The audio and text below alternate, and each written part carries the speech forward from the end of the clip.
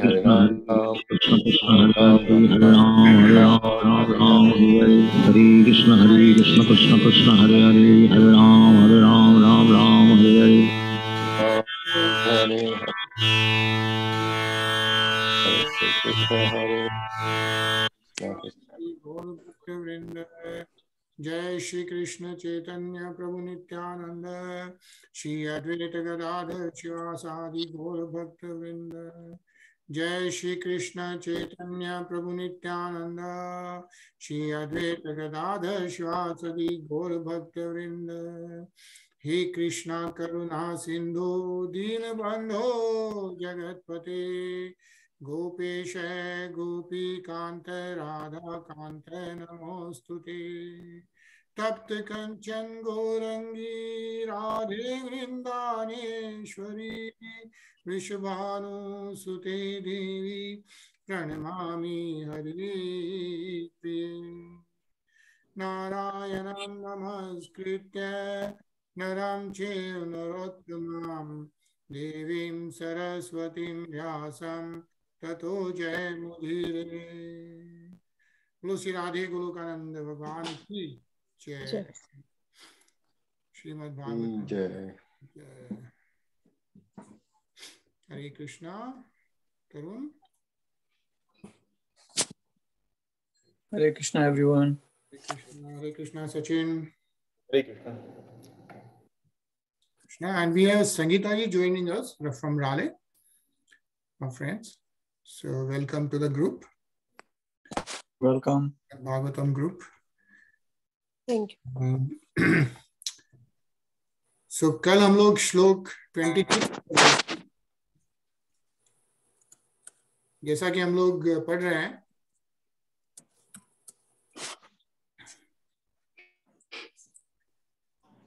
कपिल मुनि मदर देवहूति को ट्रांसेंडेंटल ज्ञान दे रहे हैं, राइट, स्पिरिचुअल नॉलेज दे रहे हैं।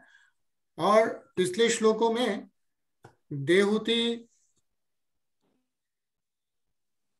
ने क्वेश्चंस पूछे थे कि इस मेटेरियल नेचर में रहते हुए how can the soul be enlightened और how can one be self realized and stay in this material world without getting impacted by this, and that is the question which Mother Dehuti had asked, और उसका answer Kapil मुनि दे रहे हैं, right.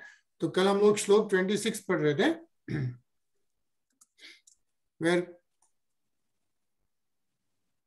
Kapil Muni is saying that the influence of material nature cannot harm an enlightened soul, even though he engages in material activities. Yeah, because he knows the truth of the absolute. So he knows the truth of the absolute means he knows the supreme personality of Godhead. He knows the relationship of the soul to the super soul, right? And he understands that this is the material body, right? Istul Sharir, and there is a Suksham Sharir, right? And so he knows that that is temporary and the soul is eternal and that it's part and parcel of Supreme Personality of Godhead. Once that realization comes, then what Kapil Muni is saying, the influence of the material nature cannot harm, yeah, because his mind is fixed on the Supreme Personality of Godhead, yeah. So that's what is being mentioned. कल हम लोग purport नहीं पढ़े थे इसका, but I think it's a nice purport. So let's just go through this, yeah. Tarun? Lord Kapila says that Mai Manasam, a devotee whose mind is always fixed upon the lotus feet of the Supreme Personality of Godhead, is called Atmarama or Vidita Tattva. Atmarama means one who rejoices in the self, or one who enjoys in the spiritual atmosphere. Atma, in the material sense, means the body or the mind. But when referring to one whose mind is fixed on the lotus feet of the Supreme Lord, Atmarama means one who is fixed in spiritual activities in relationship with the Supreme Soul. The Supreme Soul is the personality of Godhead, and the individual soul is the living entity. When they engage in reciprocation of service and benediction, the living entity is said to be in the Atmarama position. This Atmana position can be attained by one who knows the truth as it is. The truth is that the Supreme Personality of Godhead is the enjoyer and that the living entities are meant for his service and enjoyment. One who knows this truth and who tries to engage all resources in the service of the Lord escapes all material reactions and influences of the modes of material nature. Hare Krishna. Hare Krishna. Thank you, Arun. Yeah. So, yeah, basically what is being mentioned is the worker in devotional service in full Krishna consciousness is always independent of the influence of material nature. Yeah. So that's why the laws of karma then does not apply unto him. So we'll start with Shlok 27. Anilji? जी हाँ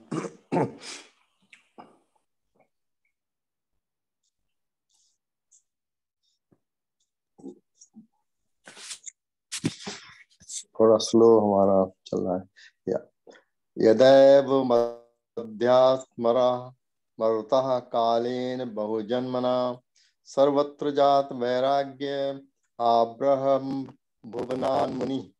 When a person thus engages in devotional service and self-realization for many, many years and births, he becomes completely reluctant to enjoy any one of the material planets. Even up to the highest planet, which is known as Brahmalok, he becomes fully developed in consciousness. Hare Krishna. Hare Krishna. Yeah. So Kapil Muni is saying that when a person engages in devotional service and self-realization, yeah, says here, Adhyatma Rata hai. Yeah, Adhyatma Rata hai. How long? Kalena Bahu Janmana means many, many years and births. So not just this birth, but many, many years.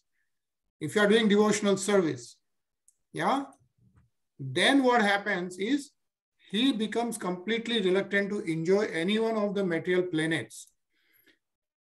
So, and we know how many planets are there in this universe, right? How many planets are there?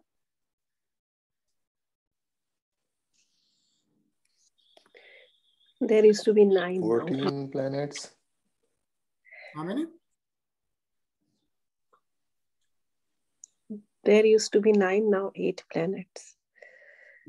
So it's a trilog, actually, right? Three log, but there are 14 planets. Yeah.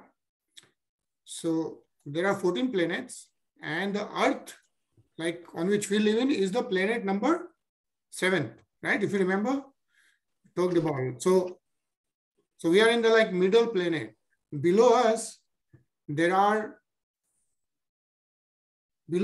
6 planets. The bottommost is Patal. Yeah. Like if you remember, like we have Patal and then all the other planets. And then above us are the other planets. And the topmost being is the Brahmalok. Yeah. So out of those 14 planets, topmost is the Brahmalok, also known as Satyalok. And who resides in Brahmalok?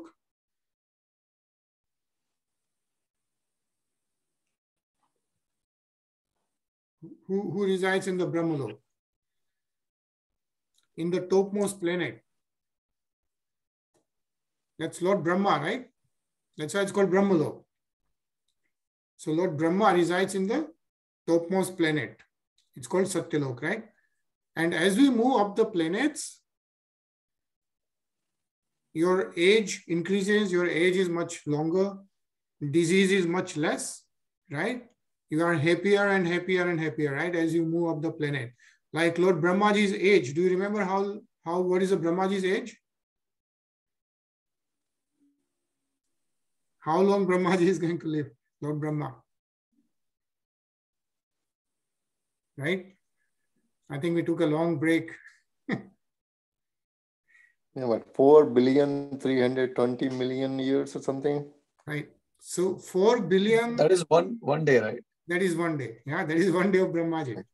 One day of Brahmaji is 4,032,000,000 years. Yeah, but the age of Brahmaji is 311 trillion years. Yeah, 311 trillion solar years is the age of Brahmaji. So Lord Brahma, who stays in the topmost planet, right, his age is approximately 311 trillion years. And his one day is 4,032,000,000 years. And same is his one night. So if you combine his 1 day and 1 night, it's 8,064,000,000 years. Yeah, that is what Lord Brahmaji is. And he is, of course, lives in the highest planet, generated directly from the Nabhi of Lord Vishnu. Yeah. But what is being mentioned here is that a devotee, right? A devotee who is totally dedicated in devotional service and self-realization for many, many years and births, yeah, adhyatma rata hai, kalena bahu janmana, what happens to him? He then gets sarvatra jat vairagya. Yeah. So he gets into a position where he has enjoyed all these material planets. He doesn't need to, he has a higher taste and he needs to go back to Godhead. So he doesn't even wish for up to the highest planet, which is known as Brahmalok. Like even Lord Brahmaji's Lok, he doesn't wish that. And he becomes fully developed in Krishna consciousness. Yeah, Muni Krishna consciousness. He wants to go back to Godhead, is what is being mentioned here by Kapil Muni. And why it says Bahu Janmana, right?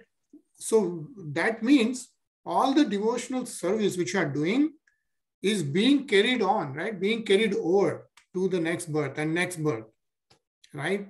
Like not like the money which we earn in the bank, that's going to be left here. We know that for a fact, right? But the devotional service which you are doing, the chanting which you are doing, the reading which you are doing for Srimad Bhagavatam, it says that it carries on with you, right? We have a Sthul Sharir, we have a Suksham Sharir, and we have a soul and the super soul, right? So all that somehow gets on and on with you. And then after many devotional service years, you know, you get to a position where you are fully Krishna conscious, is what is being mentioned by Kapil Muni to Dehuti, and it's part of the Sankhya Gyan. Hare Krishna, Jitendra.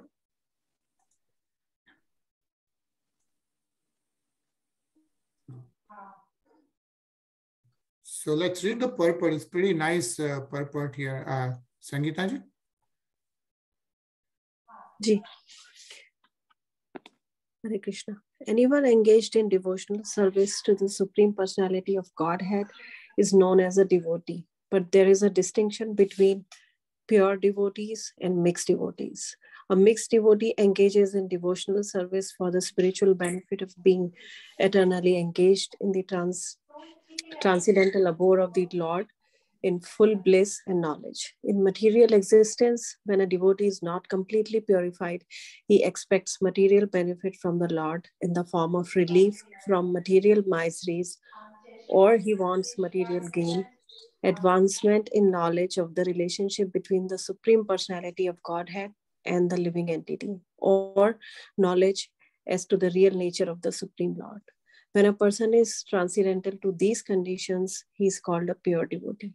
He does not engage himself in the service of the Lord for any material benefit or for understanding of the Supreme Lord. His one interest is that he loves the Supreme Personality of Godhead and he spontaneously engages in satisfying him. Hare Krishna. Hare Krishna, yeah. So in this paragraph, basically a pure devotee is being described, right? Who is a pure devotee? So like we have all kind of devotees, right? We go to the temple, we pray to the Lord, but we are praying for the material benefits and so on and so forth. But a pure devotee, yeah, he is not asking anything for himself. He is always surrendered to Lord Shri Krishna and doing everything for Lord Shri Krishna. Yeah, is what is being mentioned here. And the highest example which is provided here is the gopis in Vrindavan. Yeah, and gopis in Vrindavan are not even interested in understanding Krishna, but only in loving him.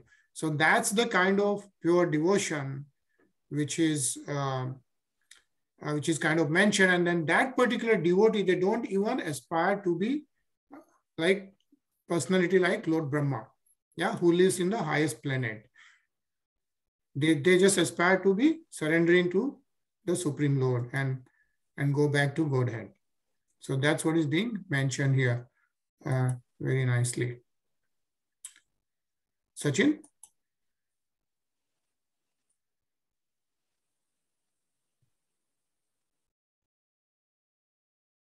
Unmute Sachin.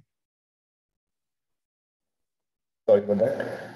Madbhaktah pati buddhartho mat prasadena bhuyasa nihshreyasan swasansthanam कैवल्यं मदाश्रयम् प्राप्नोति हांजसा धीरः स्वदृशा छिन्न संशय यज्ञत्व न निवर्तेत योगी निर्गमे.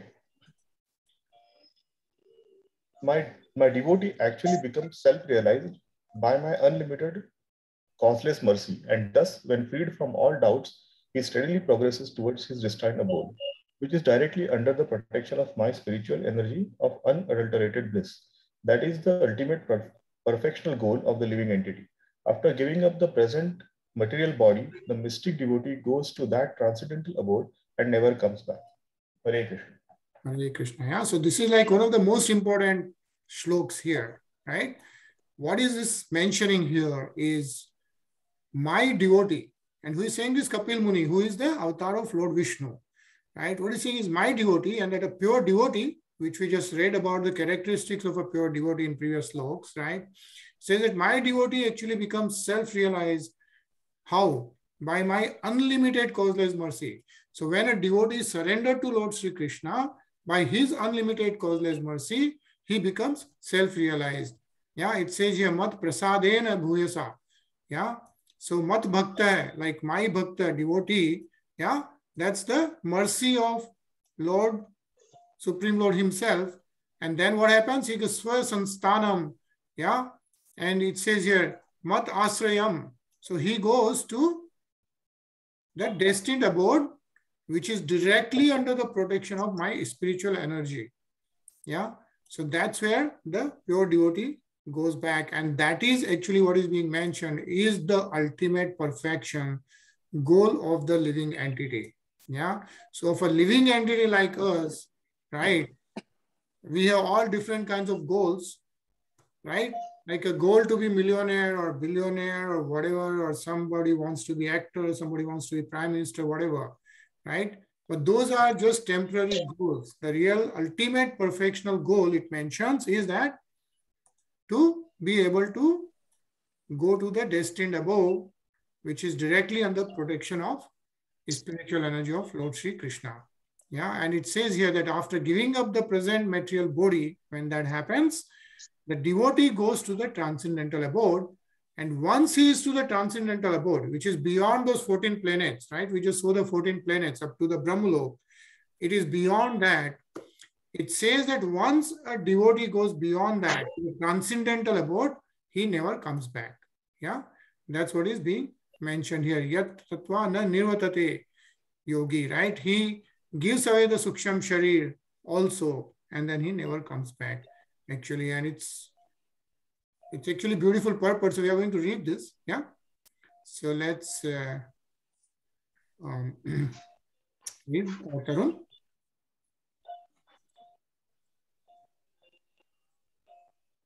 Actual self-realization means becoming a pure devotee of the Lord. The existence of a devotee implies the function of devotion and the object of devotion. Self-realization ultimately means to understand the personality of Godhead and the living entities, to know the individual self and the reciprocal exchanges of loving service between the Supreme Personality of Godhead and the living entity is real self-realization.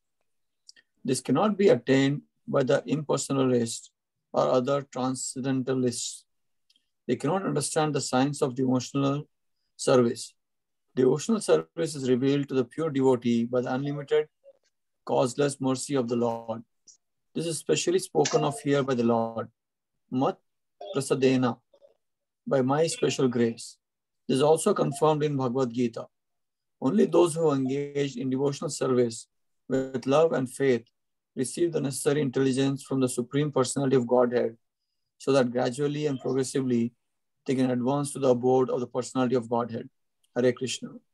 Hare Krishna. Yeah. So again, it mentions very, very clearly the devotional service is revealed to the pure devotee by the unlimited causeless mercy of the Lord. Yeah. And those people who engage in devotional service with love and faith. Yeah.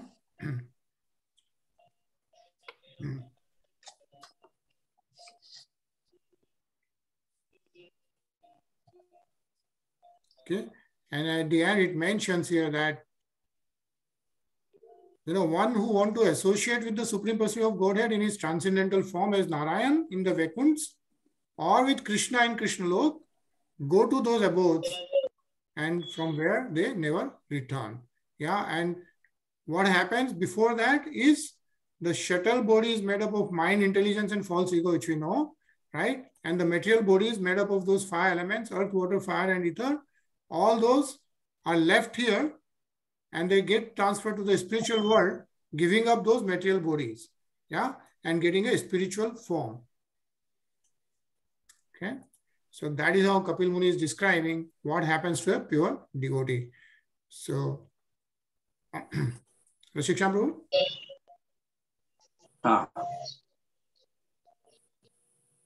यदा न योपचितासु चेतो मयासु सिद्धस्य विसर्जते अंगा अन्ये हेतु स्वतः मे गतिः स्यात् अत्यांतिके यत्र च मृत्युहासः. Translation: when a perfect yogi attains is no longer attracted to the byproduct of mystic powers, manifest powers, which are manifestation of the external energy, his progress towards me become unlimited, and thus the power of death cannot overcome him. Hare Krishna. Hare Krishna, yeah. So what is being mentioned is a devotee, or a yogi. Like we will see, there are so many powerful yogis, right? With meditation, they get the self-realization and they become so powerful. But then they get attracted to all these mystic powers because they have so much power, they can do so many things, they get attracted to that, right? But then those are all still Mayasu Siddhasya, like they're all manifestations of external energy. So that doesn't help in progressing towards the spiritual abode, right? But when a perfect yogi doesn't get attracted to those, right, and gets surrendered to Lord Sri Krishna, then he overcomes even mrityuhasah, like the power of death cannot overcome him. Yeah. And he goes back to the Supreme Lord's abode.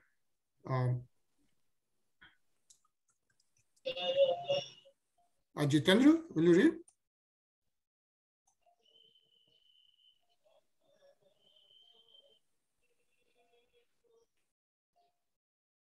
For a devotee, the process of merging into the Brahman effulgence is considered to be hellish, and the yogic power or the preliminary perfection of yogic power. To be able to control the senses is automatically achieved. As far as elevation to higher planets, a devotee considers this to be simply hallucinatory. A devotee's attention is concentrated only upon the eternal loving service of the Lord, and therefore the power of death has no influence over him. In such a devotional state, a perfect yogi can attain the status of immortal knowledge and bliss. Hare Krishna. Hare Krishna, thank you. Yeah, so the important message which we are getting from this chapter is that a devotee's attention is concentrated only upon the eternal loving service of the Lord without any conditions. Yeah. And so thus the end, the Bhaktivedanta purpose of the 3rd canto, 27th chapter of the Srimad Bhagavatam, entitled Understanding Material Nature. So Srimad Bhagavatam ki jai. Yeah. Okay. So we are completing 27th chapter, and then I think we'll pause here. We'll start with the 28th chapter on Monday. It's Thursday today. So we'll take a break for 3 days and then restart on Monday, same time, 9:50 p.m. Yeah. So, everyone have a wonderful weekend. I will read about the instructions on execution of devotional service. So I think that's the next chapter on Kapil Muni's instruction. And meanwhile, we'll hear we'll continue to see London temple where Gaur Jayanti, Chaitanya Mahaprabhu Jayanti was celebrated last week on 18th March, day of Holi. Yeah, we'll see that and have a nice weekend. Then we'll see you on Monday. Okay. Krishna. Hare Krishna. Hare Krishna.